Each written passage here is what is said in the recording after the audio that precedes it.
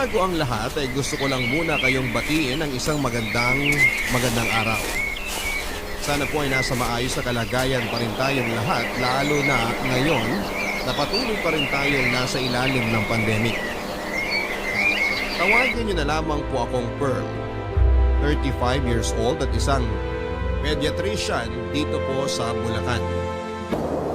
Ipinadala ko po sa inyo ang kwento ko para naman may bahagi ang kakaibang storya ng buhay ko na umikot sa aking nakaraan at sa parehong buhay ng aking kapatid at ng kanyang asawa. Magsisimula po tayo sa taong 1999, ang taon kung kailan kami unang nagkatagpo ng aking first love na si Michael. Third year high school ako noon at isang transferee. Samantalang fourth year high school naman si Michael. Magkatabi lang noon ang advisory class namin ni Michael, kaya naman halos araw-araw kaming nagkakasalubong noon sa hallway.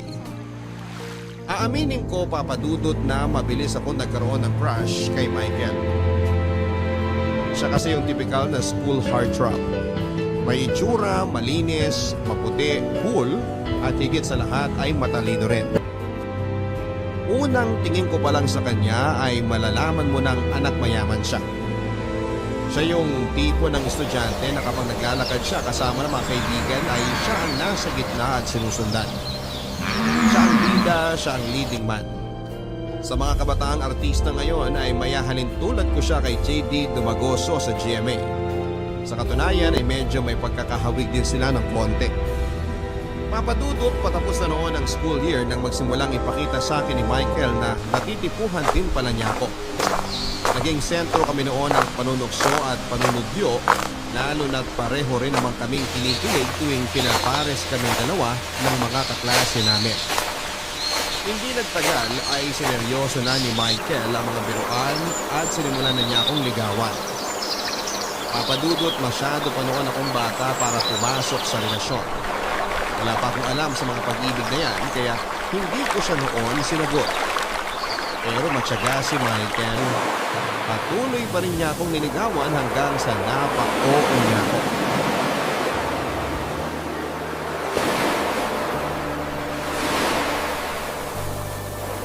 Pearl! Nandito ka pa pala? Hindi ka pa uwi? Oh, ikaw pala. Hindi pa. Kailangan pa namin maglinis ng gym para sa Friday Mass bukas eh. Ikaw, ba't di ka pa umuwi? Hinahanap kasi kita. Kanina pa ako naghihintay sa classroom niyo eh. Bakit naman? Anong kailangan mo sa akin? May sasabihin sana ako sa'yo. Ano? Next time na lang. Busy ka naman yata. Ano nga? Hindi pa sabihin, nandito ka na nga lang eh. Tara na sa gym. Ihatid na kita. Ano nga yun? Sabihin mo na. Pa-suspense naman to oh. Kanina mo pa ako hinahanap pero ngayong nahanap mo na ako tsaka ka uurong? Eh, iba naman kasi kanina. Kanina parang andali lang sabihin na nasa isip ko. Pero ngayon nandito ka na at kaharap na kita, parang bigla akong kinabahan eh. Ano ba kasi yun? Ba't ka naman kakabahan sa akin? Alam mo ba kung bakit palagi tayong tinutuksong dalawa ng mga kaklase natin? Bakit nga ba? Nagsimula lang naman yung mga tuksuhan dahil sa sinabi mo raw na type mo ako eh. Tama naman sila eh. Totoo yung mga sinasabi nila. Totoong gusto kita. Ako? Gusto mo ako? Patawa ka naman. Paano mo naman ako nagustuhan? Eh wala nga akong ibubuga kumpara sa mga seniors na nagkakagusto sa'yo. Eh, sa ikaw ang gusto ko eh. Ano magagawa nila? Ikaw ang gusto ng puso ko. Ikaw ang gustong tingnan ng mga mata ko. Ano ang gustong hawakan ng kamay ko. Ikaw ang gusto kong makausap. Ikaw ang gusto kong makasama. Ikaw ang gusto kong maging girlfriend. Michael, seryoso ba to? Gusto mo talaga akong maging girlfriend? Oo, sana. Kung papayag ka. Eh pero... ano eh... Pero kasi... Pero hindi mo ako gusto? Hindi naman sa ganun. Pero... Hindi ko alam. Para kasing nakakatakot magka-boyfriend eh. Natatakot ka? Bakit naman? Virgin pa ako. Girlfriend lang naman ang hanap ko. Bakit naman napunta na dyan ang utak mo? Ikaw ha? Eh basta, ayoko mabuntis ng maaga, no? Plano ko pa magdoktor. Hindi naman natin kailangan umabot sa puntong yun kung hindi ka pa ready. Dapat lang, masyado pa tayong bata. Ang gusto ko lang naman, maging girlfriend kita. Gusto ko, ako maghahatid sa'yo pa uwi. Gusto ko ikaw katabi ko tuwing recess or lunch break. Gusto ko, tawagin mo akong mahal. Basta, wala mo nang ganun, ha? Pangako ko yan sa'yo. Hindi naman kita pipilitin kung ayaw mo eh. Sige. Ano sige? Umapahig ka na ba na maging boyfriend ako? Oo. Pero, paano bang gagawin? Wala namang kailangan gawin. Pero simula ngayong araw na to, akin ka na at sa'yo na ako. Tapos, mahal na ang tawagan natin para mas sweet. Ganun ba? First time mo lang bang magka-boyfriend? Oo, halata ba? Kitang-kita ko ang takot sa mukha mo eh. Para ka namang nakakita ng hold-upper. Baka sabihin mo na, tinatakot kita ha? Hindi naman. Gusto rin naman kita eh. Nung una pa lang kitang nakita, crush na talaga kita eh. Eh, nakakailang girlfriend ka na ba? Mukhang sanay ka na sa panliligaw ah. Ang ilan na ba ako? Pangatlo? 3? Halos magkaedad lang tayo, nakatatlo ka na? Ayoko na, maghiwalay na tayo! Lo, ito naman di na mabiro. Pangalawa ka pa lang. Mahal, antayin mo ako! Si Michael ang may tuturing kong high school sweetheart ko, Papa Dudut. Ang relasyon naming nagsimula sa puppy love ay tumagal at mas tumibay pa hanggang sa pareho kaming makapagtapos ng high school. Sa pagtungtong namin ng college ay doon nasubok ang tatag ng relasyon namin ni Michael. Sa Manila siya nag-aral ng communication art samantalang ako naman ay mas piniling sa Baguio kumuha ng medicine. Doon po kasi nagtapos ang nanay ko na isa na ngayong cardiologist at gusto kong sundan ang mga yapak niya. Sa pagpili pa lamang ng eskwelahan ay nagkaroon na kami ng kaunting tampuhan ni Michael. Gusto niya kasi na sa paaralan kung saan siya nag-aaral niya ako gustong mag-enroll para hindi na kami magkalayo pa. Ang problema nga lang ay bago pa man naging kami ay matagal ko na po talagang planong mag-aral sa Baguio. Bata pa lamang kasi ako ay palagi ko nang naririnig sa nanay ko kung papaanong ang college life niya ang isa sa mga pinaka-exciting and unforgettable moments sa buhay niya. At gusto ko ring maranasan yun.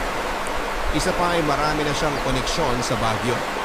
At palagi pa niya akong ibinibida sa mga kakilala niyang doktor na ang ilan ay professor na rin sa Baguio. Nagtampo man noong una. Sa huli ay pinayagan din naman ako ni Michael na sa Baguio mag-aral. Naging madali ang unang 2 taon ng buhay ko sa kolehiyo. Nagkaroon ako ng mga bagong kaibigan at kakilala. Mabilis din ako nakapag-adjust kahit na mag-isa lamang akong nakatira sa Baguio. Samantala sa relasyon namin ni Michael, Papa Dudut, ay medyo nahirapan kami sa bagong setup namin. Malimit din kasi ako noong umuwi at halos once a month na lang kami noon kung magkita ni Michael. Hindi naman naglaon ay nasanay din kaming dalawa at agad naman kaming nakagawa ng paraan para maipagpatuloy ang relasyon namin. Kaso nga lang, Papa Dudut, ay hindi biro ang kinuha kong kurso. Kinain nito ang bawat oras at araw ko.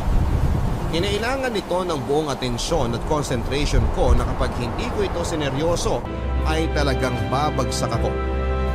Doon na po ako nagsimulang mawalan ng oras para kay Michael nang hindi sinasadya.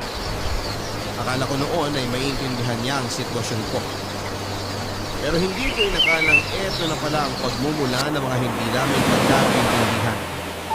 Nagsimula kami magkaroon ng trust issues sa isa't isa. Hirapan na kaming pagsabayin ang relasyon at pag-aaral namin sa puntong palagi na kami noong nag-aaway.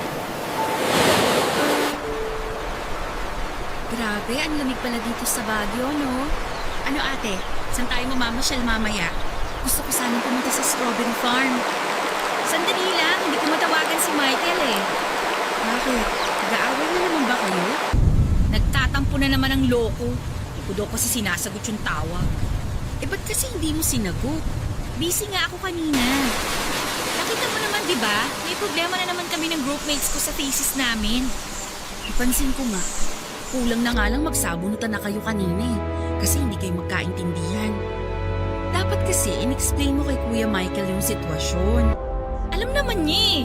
Porque kasi nakagraduate na siya, akala niya wala na akong problema sa school. Pinagdaanan din naman niya mga pinagdadaanan ko ngayon, kaya hindi ko maintindihan kung bakit hindi niya ako magets. Ano ba kasing gustong mangyari ni Kuya Michael at hindi mo siya mapagbigyan? Gusto kasi niya kapag tumawag siya, kailangan masagot ko kagad. Gusto niya kapag nag-message siya, may reply kagad. Pag nag-good morning siya, kailangan mag-good morning din ako kagad. Hindi niya alam na hindi pa ako natutulog sa dami ng school requirements. Eh di tawagan mo siya ngayon. Ngayon na wala kang ginagawa. Tinatawagan ko na nga, di ba? Ayaw nga sagutin, oh. Baka naman nagsiselos. Kasi may time kang mamasyal kasama ako tapos siya, hindi mo mabigyan ng oras. May mga oras naman ako na available ako tulad ngayon. Kaso nga lang, kapag nangangailangan siya ng atensyon, wrong timing. Mangangamusta kapag busy na ako. Tatawag kapag tulog ako. Ano talagang gagawin ko, di ba? Siya na nga yung sarap-sarap ng buhay kasi graduate na siya tapos ako pa yung kailangan na mag-adjust. Ang harsh mo naman sa kanya. Buti nga sweet pa rin yung jowa mo sa'yo eh. Eh wala naman sa lugar yung pagiging sweet niya eh. Biruin mo ha, wala na nga magkakali ng mga groupmates ko para lang makahabol sa deadlines tapos magtatanong siya kung kumain na ba ako. Para nakakainsulto, nakakagigil. Masyado ka kasing sensitive. Yung mga frustrations mo sa school kay Kuya Michael nababaling. Baka feeling kasi niya nababaliwala na siya. Hindi ko na kasalanan yun. Alam niyang priority ko ang pag-aaral ngayon. Mahaba-haba pang lalakbayin ko sa med school kaya kung ngayon pa lang, wala siyang pasensya. Aba, ewan ko kung magtatagal pa kami sa ganitong sitwasyon. Huwag mong sabihin gusto mo nang makipaghiwalay kay Kuya Michael. Actually, pumasok na sa isip ko yan. Kapag hindi siya nagbago, hihiwalayan ko talaga siya. Ate, 5 years na kayo. Makikipaghiwalay ka talaga sa kanya dahil lang makulit siya? Makulit siya kasi nga mahal ka niya. Hindi na healthy ang nasosobrahan sa pagmamahal. Yan talaga ang problema kapag maaga na in love eh. Bakit? Ano namang kinalaman niyan sa problema namin? Siyempre, bata pa kayo nung naging kayo. Tapos after 5 years, nasa maturity stage na kayo. Nag-mature na yung isa, tapos yung isa naman napag-iwanan na. Mas mabilis kasi mag-mature ang mga babae, both physically and mentally. Kaya palaging hindi kayo magkasundo eh. Saan mo naman napulot yan? Magdudoktor ka tapos hindi mo alam yun? Ay, no wonder kaya ka pressured sa school. Hay nako, basta, nagsawa na ako sa kaka-baby kay Michael. Ang dami ko nang problema dito tapos dumadagdag pa siya. I-message mo na lang tapos tawagan mo mamaya. Or ako na lang kakausap, gusto mo? Para makalabas na tayo, gutom na ako eh. Ayoko nang kumain ng instant noodles ha. Bakit kasi pumunta ka pa rito? Alam mo namang busy ako, isa ka pa eh. Eh sabi mo kailangan mo mag-unwind. Sakto, long weekend sa school, kaya napadpad ako dito. Oo, kailangan ko talagang huminga. Kung hindi ko gagawin yon, mababaliw ako. Mukhang tuyot ka na nga eh. Ayain mo na kasi dito si Kuya Michael para madiligan ka naman. Hoy, yung bunganga mo ha! Joke lang. So ano na? Lalabas ba tayo? O lalabas tayo?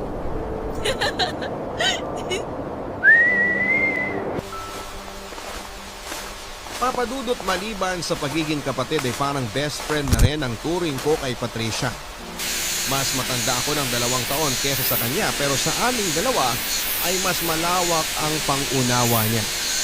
Kaya naman siya ang palagi kong takbuhan tuwing nagkakaroon ako ng problema. Siya ang pinupuntahan ko kapag nangangailangan ako ng advice o kapag hirap akong makagawa ng desisyon sa buhay. Ibang-iba kasi ang ugali niya kesa sa akin, Papa Dudut. Open-minded siyang tao at marunong siyang bumasa ng sitwasyon. Matalas din ang bibig kapag alam niyang ako ang may pagkukulang o ako ang nagkasala. Walang preno ang bunganga niya kapag sinimulan na niya akong pangaralan kahit na ako ang ate niya. Sabi nga nila, age is just a number dahil kahit 20 anyos na ako noon, ay mas mature pa kaysa sa akin si Patricia kung mag-isip. Papadudot pagtungtong ko ng senior year ay mas lalo pa akong naging busy sa pag-aaral. ni hindi ko na noon magawang kumain sa dami ng mga requirements at reviews na kailangan kong gawin. 5 hours na nga lang din ang tulog ko noon kaya aaminin kong nahirapan akong isingit si Michael sa schedule ko. Pressured na ako noon sa school requirements, pressured din ako sa relasyon ko. Muntik na nga akong sumabog noon, Papa Dudut, dahil hindi ko na alam ang gagawin ko. 3 buwan na rin akong hindi nakakauwi sa bahay noon. Kaya naiintindihan ko rin naman siya kung bakit naghahanap siya ng kaunting atensyon mula sa akin. Dahil kulang ang ibinibigay kong effort sa relasyon namin ni Michael ay siya na mismo ang pumuno ng kakulangan yun. Kasagsagan noon ang final exam namin, Papa Dudut, nang bigla akong isurpresa ni Michael. Lumuha siya ng Maynila para siya na mismo ang makipagkita sa akin sa Baguio. Dahil nami-miss na raw niya ako. Ang naging problema nga lang, Papa Dudut, ay wrong timing lang talaga ang pagdating ni Michael dahil ng mga panahon yun ay mas priority ko ang pagre-review. Hindi ko siya nabigyan ng oras at hindi ko naibigay ang atensyong gusto niyang makuha. Dahil dito ay nagkaroon kami ng matinding awayan. Gawa na rin siguro ng halo-halong emosyon ay sumabog na ako, Papa Dudut. At isang desisyon ang nagawa kong nagpabago sa parehong buhay namin ni Michael. Papa Dudut, nakipaghiwalay po ako kay Michael. Punong-puno na po ako noon sa mga reklamo niya na parang batang hindi mabigyan ng candy ng kanyang nanay. Alam naman po nating lahat na ang mga huling taon ng kolehiyo ang isa sa mga pinakakritikal na panahon sa pag-aaral, kaya nawala na po ako ng choice kundi tapusin na lamang ang mahigit 5 taong relasyon naming dalawa. Wala talagang lugar ang pag-ibig noon para sa akin dahil priority ko ang studies ko. Nag-decide akong tapusin ang relasyon namin ni Michael dahil sa halip na maging inspirasyon ay naging pabigat na lamang ito sa pag-aaral ko. Pareho kaming ma-pride ni Michael at hindi niya pinaglaban ang relasyon namin at ako naman ay pinanindigan ko ang naging desisyon ko. Bumalik siya sa Maynila na broken-hearted, alam kong nasaktan siya sa ginawa ko. At maging ako naman noon ay nalungkot din noong hiwalayan ko siya. Pero katulad nga ng sinabi ko ay wala pang lugar ang emosyon na yun sa isip ko dahil sobra pa akong tutok sa pag-aaral noon. Ni hindi ko nga po agad nalaman na lumipad na pala papunta ng Australia si Michael. Weeks pagkatapos ng breakup namin para doon daw mag-move on, ayon kay Patricia. Doon kasi nakatira ang nanay niya at ang pangalawang pamilya nito at mabuti na rin yun, Papa Dudut, para naman pareho kami makapag-focus sa sarili naming buhay.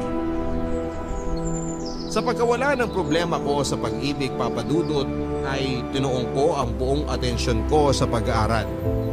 Natapos ko ang bachelor's degree at mabilis na nakapag-apply sa med school kung saan ay inabot ako ng panibagong 4 na taon bago ako naging intern sa isang ospital na 1 pang taon. Sa awa ng Diyos ay nakapasa naman ako sa licensure examination at matapos makuha ang lisensya ay nagpahinga na muna ako ng 1 taon bago ako nagsimula ng residency training para sa pediatrics na inabot naman ng 3 taon. Matapos ang residency ko ay nag-training muli ako ng 3 taon pa para naman sa fellowship.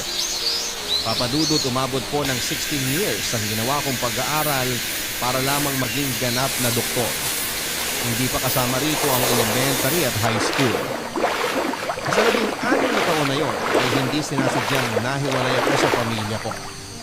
Inaamin ko na marami akong nakaligtaan sa buhay ng mga kaibigan at kamag-anak ko.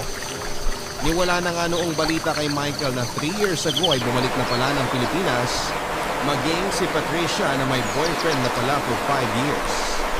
Para akong umaba sa bundok at ngayon lang nakapag-update sa mga buhay-buhay ng mga taong malalapit sa akin. Pero ang hindi ko inaasahan sa lahat ay nang biglang ipakilala sa akin ni Patricia ang kanyang boyfriend na matagal na niyang tinatago sa akin. Ay, sa wakas, nandito na yung doktora. Sorry, kagagaling ko lang sa ospital. Nag-rounds pa kasi ako eh. Okay lang. Kade-deliver lang din naman ng mga pagkain. Hindi kayo nagluto? Aba, sino magluluto? Ikaw? Busy din naman ako sa work ko, no? Eh bakit may handaan? Anong okasyon? Of course! Kailangan nating i-celebrate na sa wakas. Matatapos na rin ang fellowship mo. Wow! Bongga naman! Ano nga uli yung subspecialty mo? Pediatric Oncology. Congrats! Kung ano man yon. Baliw! Ako nagda-diagnose at gumagamot sa mga batang may cancer. Wow! What a very noble job! Loka-loka! Kain na nga tayo. Kanina pa kumakalam tong sikmura ko. Ate, may ipapakilala sana ako sa iyo. Ha? Sino? Pero i-promise mo sa akin na huwag kang mabibigla, ha? Bakit naman ako mabibigla? Si Dingdong Dantes ba yan? Basta, i-promise mo sa akin. Okay. Sino bang ipapakilala mo? Han? Halika na rito. Hi, Pearl. Michael? Anong ginagawa mo rito? Anong nangyayari, Patricia? Hindi ko maintindihan. Ate, di ba nabanggit ko sa iyo noon na may boyfriend na ako? Oo, na ayaw mo ipakilala sa akin. Teka, Oo. Si Michael ang boyfriend ko. What? Ate, mag-e-explain ako. Sige, makikinig ako. Noong naghiwalay kayo ni Michael, hindi ba lumipad siya sa Australia? Galit siya sa'yo noon, pero concerned pa rin siya sa'yo. Kasi alam mo naman na biglaan yung paghihiwalay nyo, di ba? Ako ang naging source niya ng mga updates tungkol sa'yo. Nagkaroon kami ng communication habang nasa ibang bansa siya.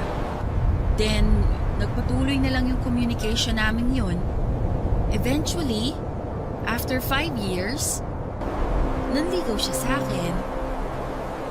Ate, hindi ko naman sinasadya na magkaroon ng feelings kay Michael eh. Pero wala na akong nagawa. Na-in love na ako eh. Kailan? Kailan naging kayo? 5 years after nung breakup mo. Ate, huwag ka sanang magalit. So, 10 years? 10 years na kayong magkarelasyon nang hindi ko alam? Ano nangyari yun? Ate, maraming nangyari noon habang busy ka sa pag-aaral. Oo, sinagot ko si Michael. Pero nagkahiwalay din kami after 3 years. Tapos last 2015, nagkabalikan ulit kami. Nagkahiwalay man kayo o nagkabalikan or whatever, my point is, hindi ko alam. As in, wala akong idea. Bakit? Bakit mo tinago sa akin, Patricia? Natatakot ako sa pwedeng mangyari. Alam ko namang mahal mo pa si Michael eh, pero hindi ko naman pwedeng diktahan ang puso ko. Mahal ko na talaga siya noon. Pearl, kung galit ka man, huwag ka magalit kay Patricia. Sa akin ka magalit. Ako nang ligaw sa kanya. No, hindi ako galit. Bakit naman ako magagalit? We broke up, right? So, kung sino man ang ligawan mo, kahit si Patricia pa yan, it's okay. Hindi ko naman hawak ang buhay mo eh. Ate, sorry. Hindi ako galit dahil si Michael ang naging boyfriend mo. Nagtatampo lang ako na after all those years, hindi mo binanggit sa akin na siya palang boyfriend mo. Sorry. Ayoko kasing masaktan ka eh. Tsaka sobrang busy ka pa nun sa med school. Sa licensure exam, ang dami mong problema nun kaya ayoko nang dumagdag pa. Ganun na ba ako kamanhid nun? Sa Facebook, hindi ba kayo nag-upload ng pictures niyong dalawa? Nag-upload pero nakalimit lang yung post ko eh. So hindi mo rin makikita yung mga post ko na kasama si Michael. Eh si Mama, hindi man lang niya ako in-inform? Inausap ko rin siya. Ganun ka katakot sa akin? Medyo. Grabe! Wala akong masabi ah. Well, congratulations! Good luck sa relationship niyong dalawa. Okay lang ba sa'yo na... Okay na okay! Ano ba? Masaya ba kayong dalawa? Kung masaya kayo, edi wala nang problema.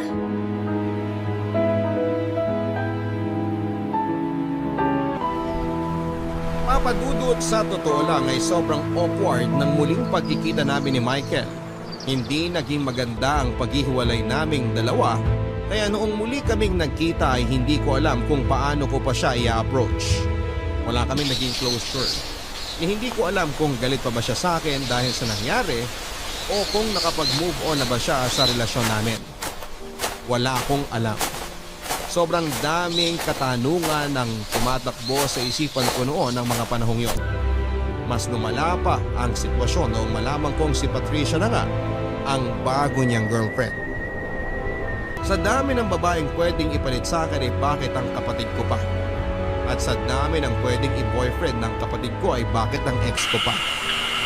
Pero katulad ng isang supportive na kapatid ay ipinakita ko sa dalawang support ako kahit na sa loob-loob ko ay medyo naapektuhan ako, papadudot. Aminin kong naapektuhan talaga ako nang malaman ko na ang ex-boyfriend ko at ang kaisa-isa kong kapatid ay magkasintahan na pala ngayon. Ilang taon akong nawala ng komunikasyon kay Michael tapos malalaman kong si Patricia na pala ang kinakasama niya. Para po akong nakaramdam ng betrayal kahit na alam ko namang wala dapat akong karapatang makaramdam ng ganong klase ng emosyon. Dahil sa simula pa lang ay ako nang tumapos sa relasyon naming dalawa ni Michael. Tuwing nagkakasama kaming tatlo ay napaka-awkward ng paligid, papadudot. Alam ko sa sarili ko na may nararamdaman pa rin ako para kay Michael. Pilit ko lang yon tinatago noong kasagsagan ng pag-aaral ko. Pero ngayon na available na ang oras ko ay aaminin ko na medyo umaasa rin ako na baka may chance pa na kaming dalawa ni Michael ay magkabalikan. Yun nga lang ay hindi na niya ako nahintay pa. Para hindi na ako masyadong maapektuhan pa ay medyo dumistansya po ako sa kapatid ko. Hindi po talaga ako komportableng makita na sweet silang dalawa ni Michael na para bang walang namagitan sa amin ng boyfriend niya. Sa totoo nga niyan, papadudod, ay medyo umasa pa ako noon na baka hindi rin sila magtatagal pero hindi ko inaasahan na nasa planning stage na pala sila ng pagpapakasal. Sorry na-traffic ako. It's okay. Kararating ko lang naman. Biglaan naman kasi yung tawag mo eh. Bakit mo pala ako gustong makausap? Hihingi sana ako ng pabor sa'yo kung hindi ka busy. Ano bang klaseng pabor? Plano ko sanang sorpresahin si Patricia. Gusto ko na mag-propose sa kanya. Talaga? Oo. Matagal na rin kami magkarelasyon so I think oras na rin para mag-settle down. Tsaka hindi na tayo bumabata. Tama nga naman, pero anong kinalaman ko sa magiging proposal mo? Gusto ko sana magpatulong sa'yo. Plano ko mag-propose sa bahay niyo. Actually, may mga nakausap na ako na mag-aayos sa bahay for that day. Simple setup lang naman para makapag-celebrate na rin tayo after the proposal. Ang gusto ko sana, samahan mo muna si Patricia that day. Para wag muna siyang umuwi habang nagpe-prepare kami sa bahay niyo. Yun lang ba? Oo naman, pwede ko namang gawin yun. Madali lang naman pala eh. Maraming salamat Mukhang seryoso na talaga kayong dalawa. Mabait na girlfriend si Patricia. Mas nakilala ko nga ang sarili ko dahil sa kanya. Marami akong natutunan sa buhay because of her. Sa dami ng mga babaeng nakilala ko, siya na ang pinaka-wife material. Talaga ba? I'm sorry. I didn't mean it that way. Actually, may point ka naman eh. Alam ko marami ako naging pagkukulang nung tayo pang dalawa. And I totally understand kung marami kang nagustuhan quality sa kapatid ko kaysa sa akin. Actually, quality-wise, talagang napunta na lahat kay Patricia. I'm just a plain old boring sister. So, naiintindihan kita. Pearl, magkaiba man. Pero pareho kayong may mga magandang qualities ni Patricia. Hindi mo na kailangan mag-explain. Hindi mo na ako kailangan bigyan ng mga sugar-coated remarks. Basta ang akin lang, masaya ang kapatid ko, so masaya na rin ako. Basta ba, ipangako mo sa akin na hindi mo sasaktan si Patricia. Of course! Hindi ko gagawin yan. Alam mo yan, Pearl, kasi ikaw never kitang sinaktan. Right. Ako yung bumasag sa puso mo eh. Nagalit ka ba sa ginawa ko? Aaminin ko, nagalit ako. Nasaktan ako sa nangyari. Pumunta ako sa Australia dahil sa nangyari. Alam mo namang ayokong pumunta ron. Kahit na gustong gusto na akong kunin ni Mama. I stayed because of you. Tapos, iniwan mo lang ako. I'm sorry. Pero, worth it naman, di ba? Tingnan mo, doktora ka na. Nakuha mo na sa wakas yung matagal mo ng pangarap. Nakuha ko nga, pero marami rin naman ako isinakripisyo. Bakit? Nagsisisi ka ba sa nangyari? Ako? Hindi ko alam. Masyadong mabigat yung term na nagsisisi eh. Nangihinayang siguro. Pwede pa. Mahal mo ko bakit, right? Kailangan ko bang sagutin yan? Sorry, hindi na pala dapat tinatanong yun.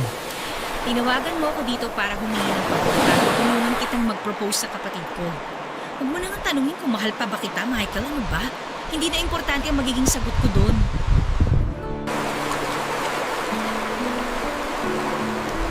Sa tulong ko, Papa Dudut, ay naging successful ang surprise proposal ni Michael kay Patricia. Magsisinungaling ako kung sasabihin kong hindi ako nakaramdam ng inggit nang makitang masaya na sa isa't isang dalawa. Pumasok din sa isipan ko ang tanong na kung hindi ko kaya hiniwalayan si Michael noon ay sa ganito rin kaya kami hahanto.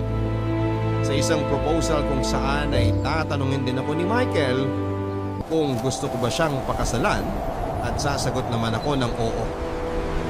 Kung nangyari yon ay sigurado ako na ang saya-saya ko ngayon. Siguro ako ngayon ang engaged, kaso hindi.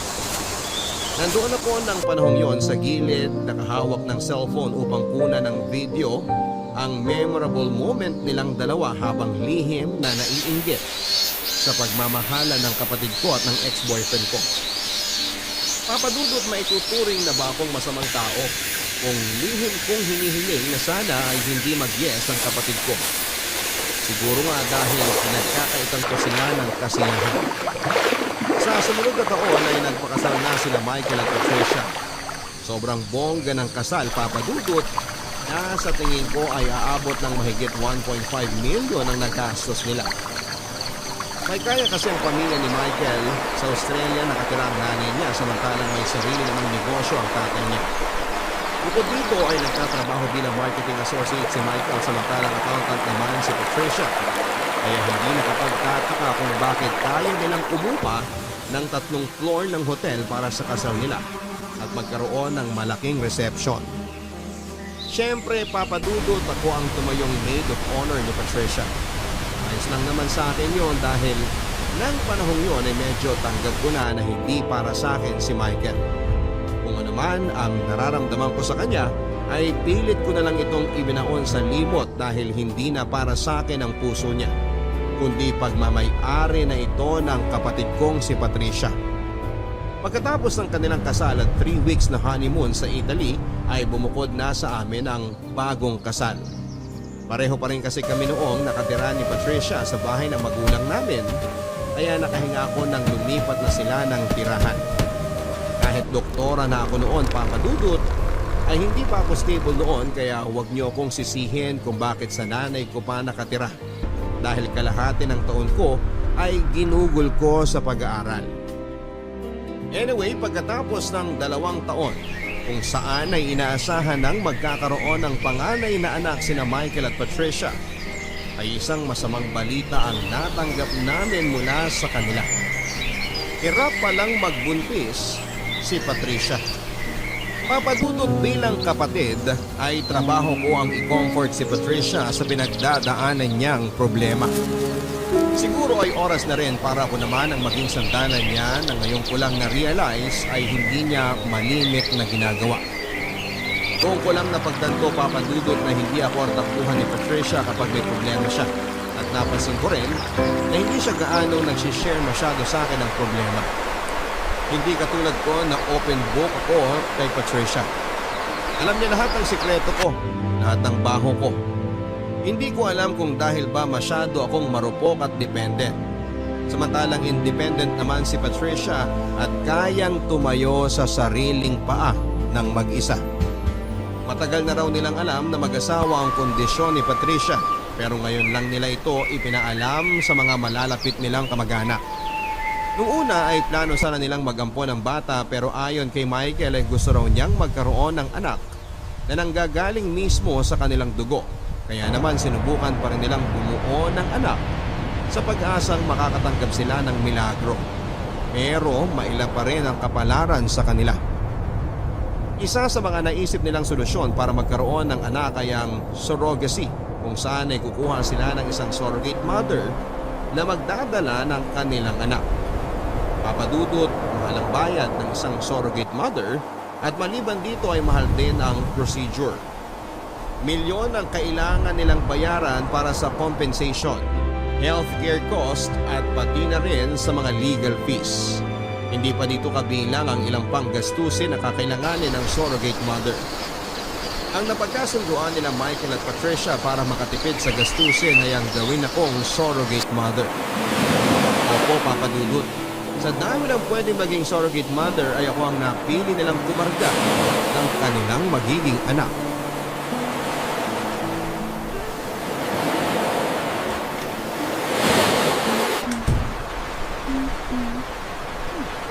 Patricia? Anong ginagawa niyo rito ni Michael? May problema ba?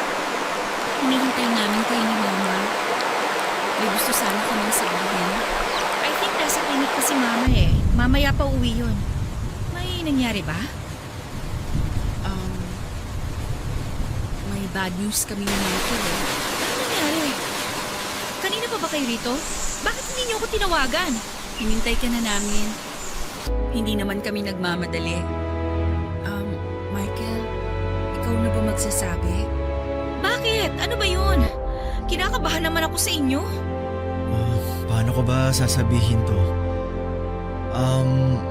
Last year kasi, nalaman namin sa OB ni Patricia na wala raw siyang kakayanang magbuntis. What? Bakit?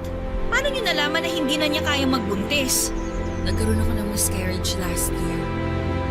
Masyado raw maliit yung uterus ko para magdala ng baby. Oh my, Patricia!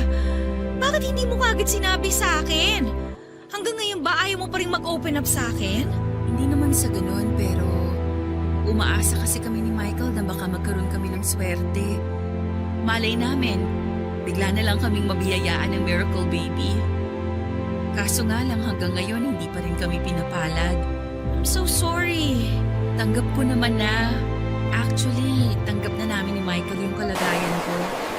Tsaka in this day and age naman, marami ng medical procedures na pwede maging option para makabuo pa rin kami ng baby. Oo, tama yan. In vitro fertilization, successful yan. Kailangan nila maghanap ng surrogate mom. Actually, naisip na rin namin yun. Kaso nga lang, masyadong mahal ang surrogacy eh. Alam mo naman, binabawi pa lang namin yung mga nagastos namin sa kasal. Oo eh, anong plano nyo ngayon? Michael, pwede bang maiwan mo muna kami saglit? Gusto ko lang makausap si ate ng mag-isa. Okay, sige. Labas na muna ako. Ate, sobrang tagal namin pinag-isipan to ni Michael. Matagal na talaga namin gustong magkaanak. At ito na lang talaga ang naisip naming solusyon. Sana matulungan mo kami sa problema namin. Ano bang may tutulong ko? Sabihin mo na lang sa akin. Gagawin ko lahat para makatulong lang ako. Gusto sana namin na ikaw ang maging surrogate mother na magiging anak namin. Ako? Wait lang ha. Tama ba yung narinig ko? Ako ang gagawin yung surrogate? Sana. Ate, doktor ka. Alam na alam mo kung gaano kamahal ang surrogacy. Kaya napag-usapan namin ni Michael na malaki ang maitutulong mo sa magagastos namin kapag ikaw ang tatayong surrogate mother ng baby namin. Kapag pumayag ka, hindi na namin kailangang umupa ng surrogate mother. Sandali lang, Patricia ha, kasi masyadong masyadong malaki itong hinihingi ninyong pabor sa akin eh. Alam kong mahirap para sa itong hinihingi naming pabor.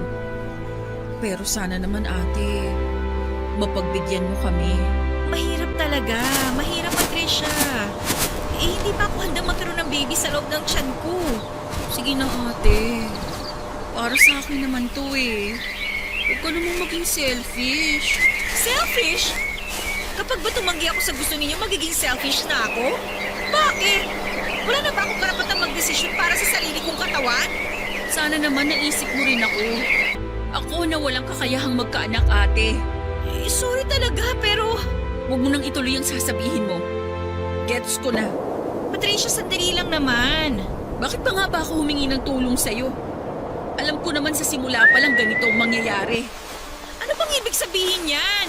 Patricia, sandali lang! Ate, tuwing nangangailangan ka ng tulong, ako ang lagi mong tinatakbuhan. Nandyan ako palagi kapag hindi mo alam ang ginagawa mo.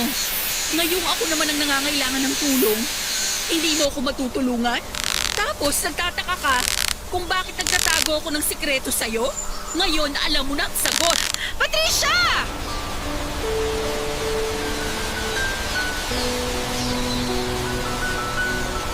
Papa Dudut, hindi naman po ako against sa plano nila Michael at Patricia na maghanap ng surrogate mother para mabigyan sila ng anak. Pero hindi naman din po ako papayag na ako ang maging surrogate mother nila. Masakit na nga po sa akin na sa kapatid ko napunta ang lalaking minamahal ko. Ako pang tumayo nilang maid of honor tapos gusto pa nila ako ngayon na ako ang magdadala ng magiging anak nila. Tumanggi po ako, Papa Dudut, sa hinihiling na pabor sa akin ni Patricia. Never pang pumasok sa isipan ko ang maging isang ina. Not to mention ang mga anak ng hindi naman magiging akin. Hindi basta-basta ang hinihiling sa akin nila Michael at Patricia. Nangangailangan ito ng matinding paghahanda, mentally, physically at maging emotionally, kaya hindi po ako pumayag. Dahil sa ginawa kong pagtanggi, Papa Dudut, ay ako ang lumalabas na masama, hindi lang sa mga mata nila Patricia kundi maging sa mga kamag-anak ko. Para bang ako ang naging kontrabida sa buhay nila dahil ako ang naging dahilan kung bakit hindi nila makuha ang kaligayahang kanilang inaasahan. At dahil sa nangyari ay nagkaroon ng lamat ang relasyon namin ni Patricia. Ilang buwan din kaming hindi nag-usap. Sa bawat paglapit ko sa kanya ay lumalayo siya. Wala naman akong karapatang magreklamo dahil ang lahat ng simpatya ay na kay Patricia. Pakaramdam ko noon ng mga panahong yon ay tila ba wala akong kakampi. Hindi ko mailabas ang hinanakit ko. Hindi ko maintindihan kung bakit parang hindi nila makuha ang punto ko. Hindi man lang nila maintindihan ang nararamdaman ko. Sa puntong yon, Papa Dudut, ay pinagsawalang bahala na lamang ang emosyon ko. At sa huli, pumayag na lamang akong maging surrogate mother ng magiging anak nila Patricia at ni Michael.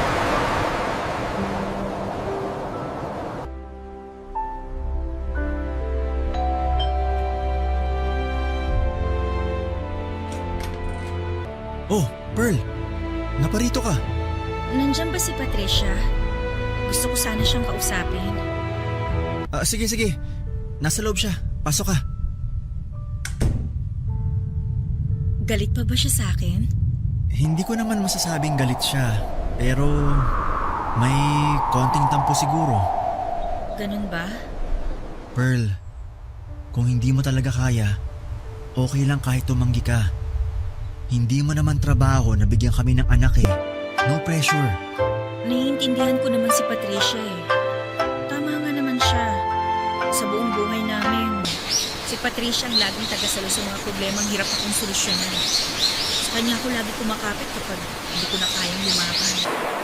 Ngayon na nga lang siya hihingi ng tulong sa akin tapos hindi ko pa siya mapapagbitin. Hindi rin naman kasi madali yung hinihingi namin sa'yo eh.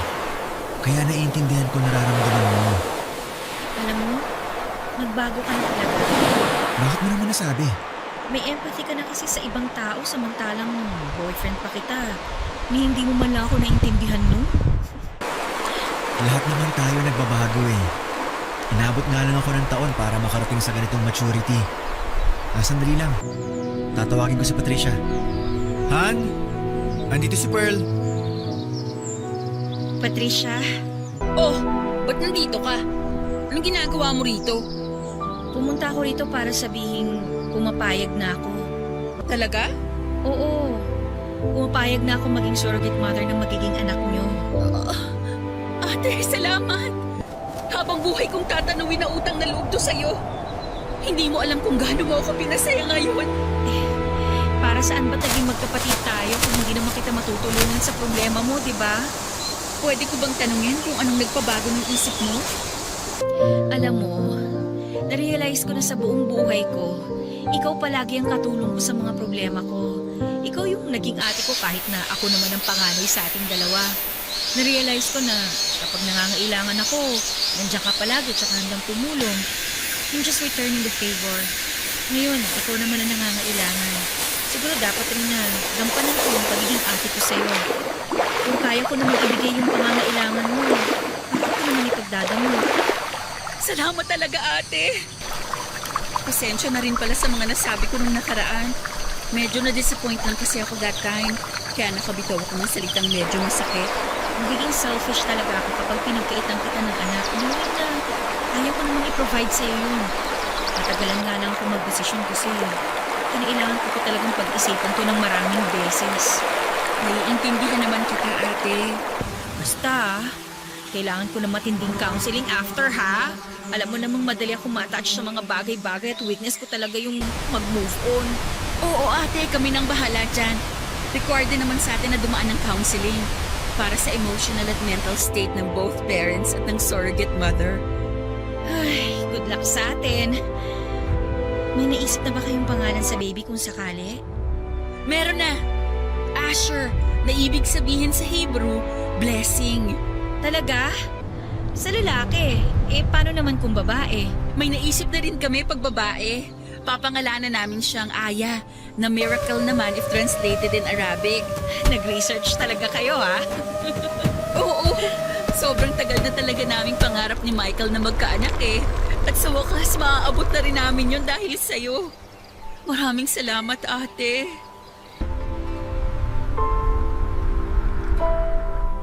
Papa Dudut, gestational carrier po ang naging tawag sa akin. Hindi po traditional surrogacy ang nangyari sa akin dahil manggagaling sa ibang tao ang cells na bubuo ng bata. Ako lang po ang magdadala nito. Ang egg cell ni Patricia at sperm cell ni Michael ay sumailalim muna sa vitro infertilization para makabuo ng embryo na siya namang ipapasok sa sinapupunan ko para ako magdala sa baby ng 9 na buwan at magluwal nito.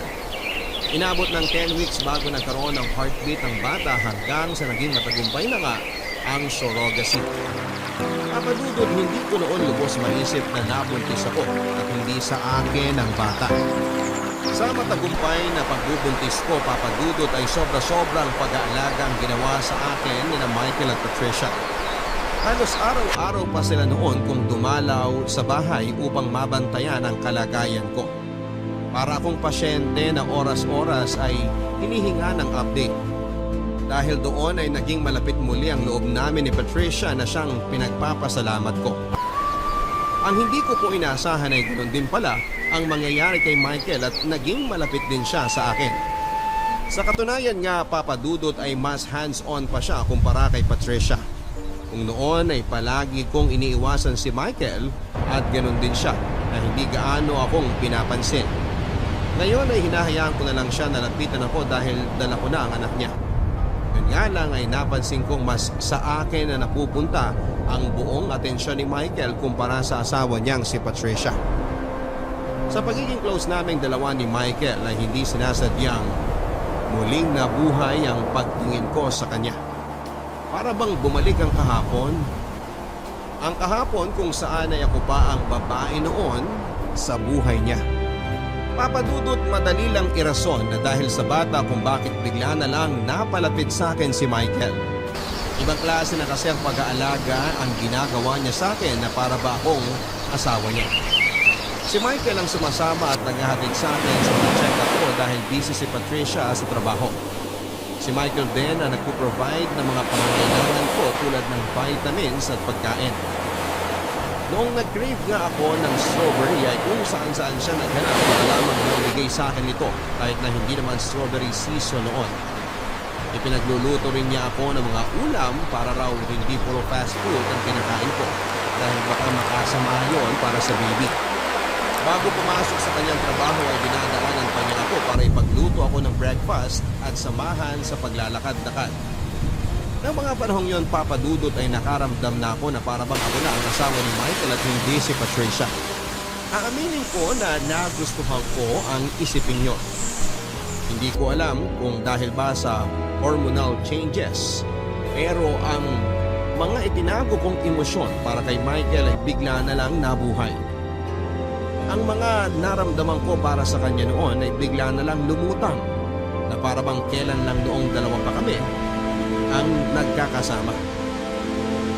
Bigla kong na-miss ang pagiging sweet niya sa akin, ang pagiging maalaga niya at pagiging gentleman. Sa pagkakataong yon, Papa Dudut, ay doon ko pinagsisihan na pinakawalan ko ang isang tulad ni Michael. Hindi ko inakala na sobrang laki ng pinagbago niya. Mature na siya at hindi tulad noon na para bang batang excited na makakuha ng atensyon. Ngayon ay ako naman ang parang batang umaasa na sana kami na lang muli. Na sana ibalikan na lang niya ako. Kahit na alam kong hindi na mangyayari yon. Papa Dudut, maniwala kayo sa akin. Sinubukan kong pigilan ang nararamdaman ko kay Michael. Pinilit kong itinago ang nararamdaman ko sa kanya. Pero paano ko magagawa yon kung araw-araw ko siyang nakikita? Bawat oras ay nakakatanggap ako ng text message sa kanya para tanungin kung maayos ba ang sitwasyon ko o kung kailangan ko ng tulong. Papa Dudut, nang mapansin kong masyado nang lumalala ang nararamdaman ko kay Michael ay ako na mismo ang kumausap sa kanya. Kahit papaano ay ayoko rin namang makagawa pa kaming dalawa ng kasalanan at masaktan ang kapatid ko nang hindi sinasadya.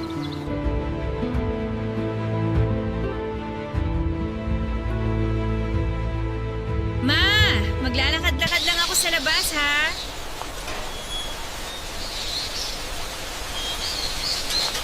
Pearl! Good morning! Michael? Ano ginagawa mo rito? Ang aga pa. Nag-grocery ako kahapon eh. Naparami ako ng bili ng prutas. Naisip ko na idaan na lang sa itong iba bago ako pumasok sa trabaho. Ha? Nagabala ka pa? Hindi mo na kailangan gawin to. Kaya ko naman ng sarili ko eh. Siyempre, ginagawan mo kami ng pabor eh. Dapat lang na alagaan ka namin.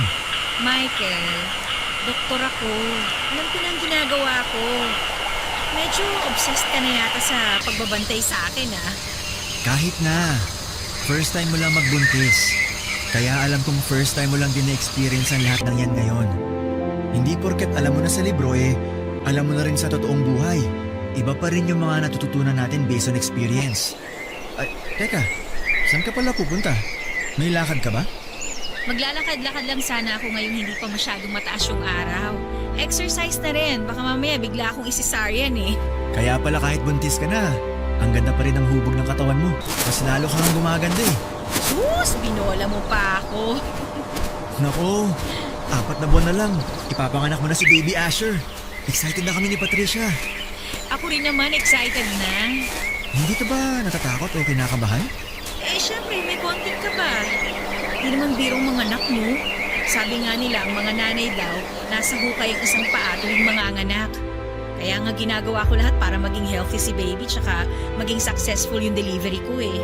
Gusto mo bang samahan kitang maglakad? Akala ko ba papunta ka na sa trabaho? Maaga pa naman eh. Wala pang tao sa opisina ngayon. O sige, para may kausap din ako. May gusto rin sana akong sabihin sa'yo eh. Ano yun? Napapansin ko kasi na sobra-sobra na yung binibigay mong atensyon sa akin. Mas marami pa yatang oras ang naibibigay mo sa akin kumpara sa asawa mo eh. Natural lang yun. Kasi di ba, promise nga namin ni Patricia na kami na ang bahala sa'yo. Pero hindi na normal ang nangyayari. Kung ituring mo ko, parang ako ng asawa mo eh.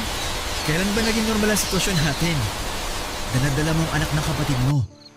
Doon pa lang, hindi na normal ang nangyayari sa atin. Ang akin lang naman, sana wag mong hatiin ang atensyon mo kay Patricia para lang sa akin. Maiintindihan naman niya siguro yun. Pero ako hindi.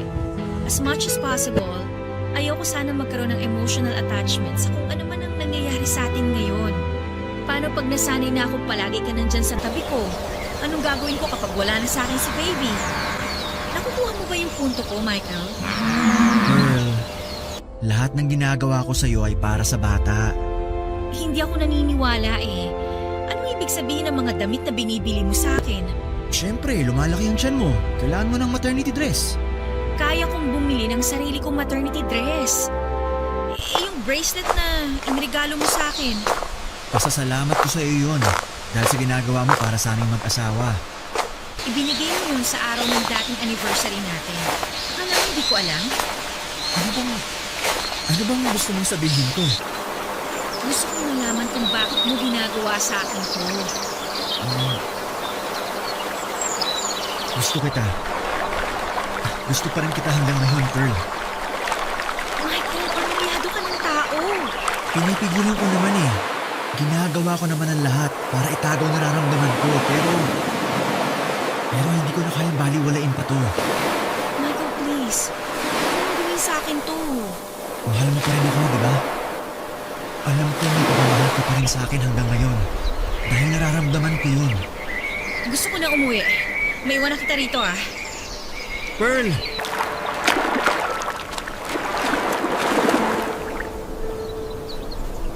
Pero matapos ang mga revelasyong narinig ko mula kay Michael, ay doon ko na-realize na hindi na maganda itong mga nangyayari. May gusto pa rin ako kay Michael at ganon din siya na may gusto pa rin pala sa akin. Ang problema ay kasal na siya sa kapatid ko at higit sa lahat ay ako ang may dala sa anak nila. Sobrang gulo ng buhay namin ng mga panahong yon, Papa Dudut. Buntis ako at hindi ko rin makontrol ang mga lumalabas na emosyon ko noon. Hirap man ay pinilit kong maging profesional. Pinaghiwalay ko ang trabaho ko bilang surrogate mother at ang emosyong nararamdaman ko para kay Michael. Mabilis na lumipas ang 9 na buwan at matagumpay kong naipanganak ang panganay na anak nila Michael at Patricia. Papadudot nang mawala sa akin si Asher ay aaminin kong nagkaroon ako ng attachment issues. Nung una ay hindi ko naman talaga itinuturing na anak si Asher dahil technically ay hindi ko naman talaga siya anak. Pero nang huli na sa akin ang bata ay parang nagkaroon ako ng separation anxiety. Kahit na papaano, sa 9 na buwang pinagdaanan namin ni Baby Asher ay na-attach na rin ako sa kanya. Kaya masakit din na mawala siya sa akin. Pero katulad nga ng napag-usapan at ang pinirmahang legal documents ay hindi sa akin si Asher. Kaya wala akong karapatan sa bata. At dahil sa nangyari, Papa Dudut, ay nagpakalayo-layo na muna ako para makapag-move on. Kumuha ako ng sarili kong apartment para makalayo mula sa pamilya ni Michael. Malaking tulong na rin ito sa akin para maalis ko na rin ang muling nabuo na pagmamahal ko para sa asawa ng kapatid ko. Nag-focus na lamang ako sa trabaho at pansamantalang dumistansya mula sa pamilya ko. Ang kaso, Papa Dudut, ay ang tukso mismo ang lumalapit sa akin. Kahit dapat ay wala na kaming koneksyon ni Michael dahil wala na sa akin ang bata ay nakakatanggap pa rin ako ng pangungumusta mula sa kanya. Pilit niya akong hinahabol, Papa Dudut, at walang kaalam-alam si Patricia sa ginagawa ng kanyang asawa. Nang minsan bisitahin niya ako sa apartment ko ay doon na po ako nakagawa ng kasalanan. Hindi na po ako nakaiwas sa tukso. Nagpaubaya na lamang kami sa dikta ng mga puso naming naghiwalay mahigit 1 dekada na ang nakakalipas. Nang gabi pong yun ay may nangyari sa pagitan namin ni Michael.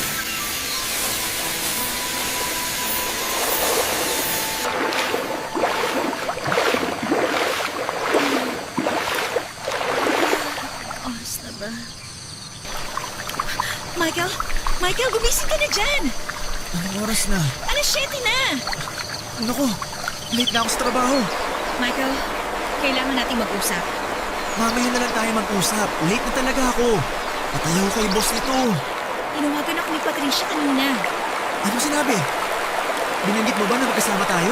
Gusto mo bang patayin tayo ng kapatid ko? Hindi ako hibang para sabihin na nandito ka ngayon sa apartment ko. Bakit siya tumawag? Hinahanap ka niya. Hindi ka ba nagpaalam sa kanya? Ano ka ba naman, Michael? Anong ipapaalam ko sa kanya? Na pupuntahan kita? Sana naman nagrason ka na lang ng iba para hindi siya mag-alala. Sige. Alam ko na ngayon ang gagawin sa susunod. Anong susunod? Wala nang susunod. Itigil na natin to.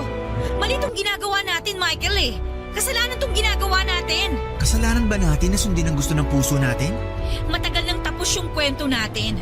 Simula nung pinangkasalan mo si Patricia, pinatig mo na ang koneksyon nating dalawa. Wala na tayong karapatan sa isa't isa.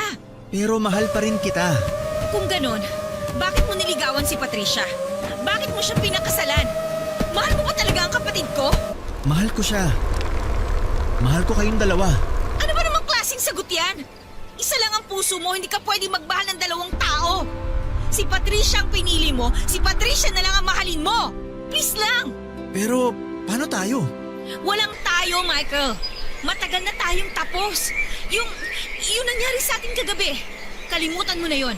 Isang malaking pagkakamali ang ginawa natin. Pearl, Please, nagmamakaawa ako sa'yo. Huwag mo naman kaming paglaro ang magkapatid. hindi ko kayo pinaglalaroan. Ano ba sa tingin mo itong ginagawa mo ngayon? Pareho natin ginusto ang nangyari. Alam kong hindi ka lang napipilitan. At pinagsisisihan ko na ang ginawa kong yun. Ayokong saktan si Patricia. Ayokong masaktan ang kapatid ko. Pero may nangyari na. Kaya nga huwag na natin dagdagan pa.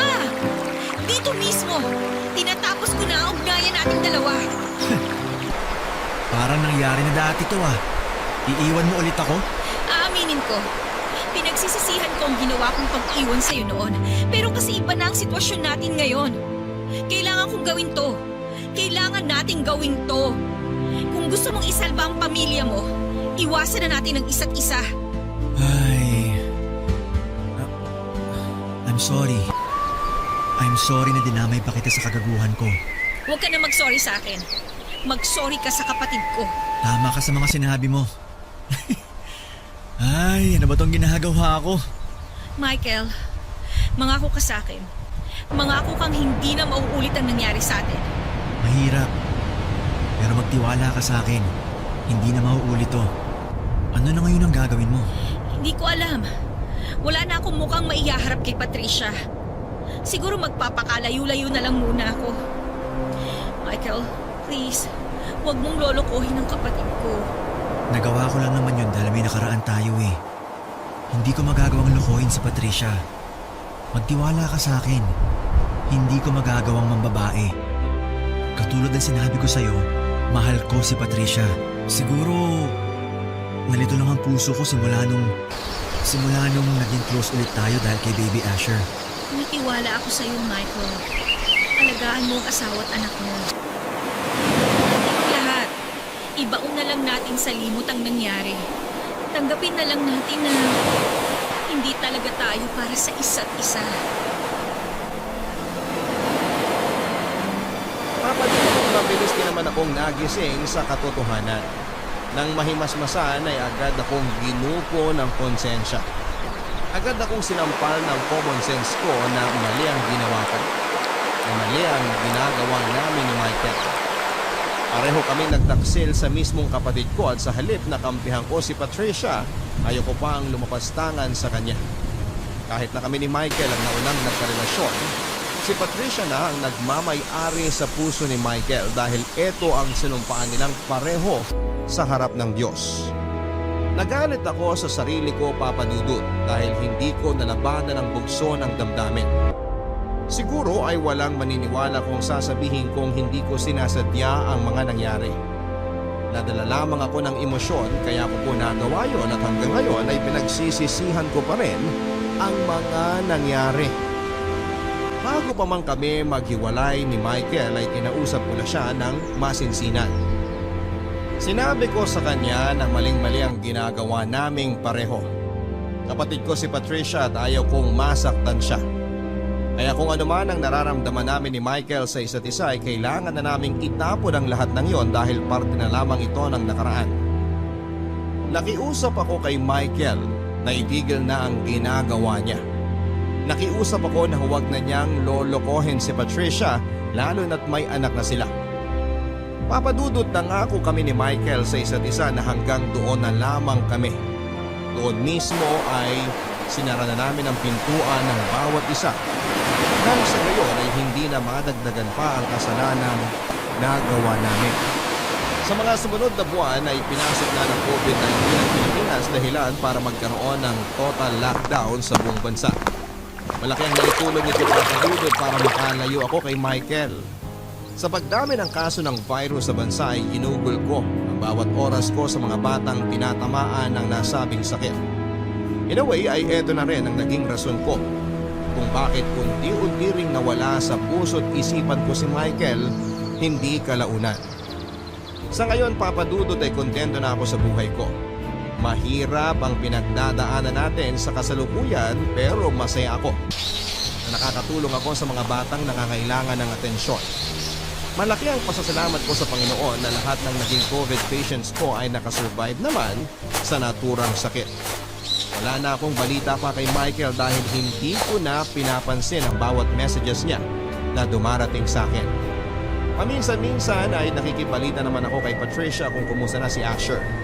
Hanggang ngayon ay wala pang kaalam-alam si Patricia sa mga nangyari sa aming dalawa ni Michael at wala kaming planong ipaalam ito sa kanya. Dadalhin na lang namin ang sekretong yun hanggang sa huli naming hantungan. Ito po ang dahilan kung bakit ako sumulat sa inyo Papadudot dahil wala na akong iba pang maaaring mapagkwentuhan ng mga nangyari, kundi ang inyong programa na lamang. May mga ibang pangyayari, pangalan at lugar na nabago at ipinapangako ko sa inyo na hanggang doon na lamang ang naging kwento namin ni Michael. Maraming salamat po sa pagkakataong ito at sana ay merong napulot na aral ang ating mga kabarangay sa kakaibang kwento ng buhay ko. Gagamitin ko rin po ang pagkakataong ito para sabihin sa mga listeners ng Barangay Love Stories na nasa pandemya pa rin tayo at sana ay patuloy pa rin tayo sa pagsunod sa mga safety protocols. Sana rin po ay magpabakuna na tayo para matalo na natin ang sakit na ito. Yun lamang po at maraming salamat. Ang inyong forever kapuso at kabarangay, Pearl. Maraming salamat Pearl sa pagbabahagi ng kwento ng iyong buhay, pag-ibig at pag-asa dito sa Barangay Love Stories. Kahit saang anggulo naman natin tignan ay masama talaga ang pakikiapid. Yan ang ika-6 na utos ng Diyos. Kaya naman sumasang-ayon ako sa iyong desisyon na humiwalay ka na kay Michael. Mga kabarangay, mahirap talaga kapag puso ang palaging pinapairan. Kailangan kapag gumagawa tayo ng isang desisyon ay gamitin din natin minsan ang utak natin para maiwasan ang dilubyong darating. Kung sakali mang mali pala ang isinisigaw ng puso natin, tandaan natin na ang pagsisisi ay